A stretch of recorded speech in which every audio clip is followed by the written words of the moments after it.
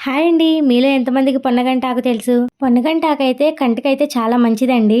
ఈ ఆకైతే పల్లెటూరులో అయితే పొలాల్లో లేదంటే కాలువల్లో ఎక్కడ పడితే అక్కడ దొరికేస్తుంది. కానీ ఇక్కడ మనం డబ్బులిచ్చి కొనుక్కోవాల్సొస్తుంది. ముందుగా కర్రీ కోసం అయితే ఒక పాన్ పెట్టుకొని ఆయిల్ వేసుకున్న తర్వాత పోపు దినుసులైతే యేసుకొని ఆవాలు చిటపట అన్న తర్వాత దంచుకున్న వెల్లుల్లి కూడా యాడ్ చేసుకోవాలి. ముందుగా మనం శుభ్రంగా వాష్ చేసి పెట్టుకున్న పొన్నగంట ఆకును కూడా ఇందులో వేసుకొని కొంచెం పసుపు అలానే ఉప్పు వేసుకొని మూత పెట్టుకొని అయితే మగ్గించుకోవాలి.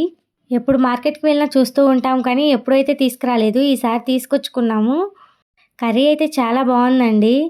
ఈ కర్రీని చాలా రకాలుగా కూడా చేయొచ్చు. నేనైతే సింపుల్‌గా ఇలా ఫ్రై టైప్‌లో చేశాను. మీకు దగ్గర దొరికినట్లయితే వీలైతే ఒకసారి ట్రై చేయండి. చాలా మంచి హెల్త్ బెనిఫిట్స్ అయితే ఉంటాయి.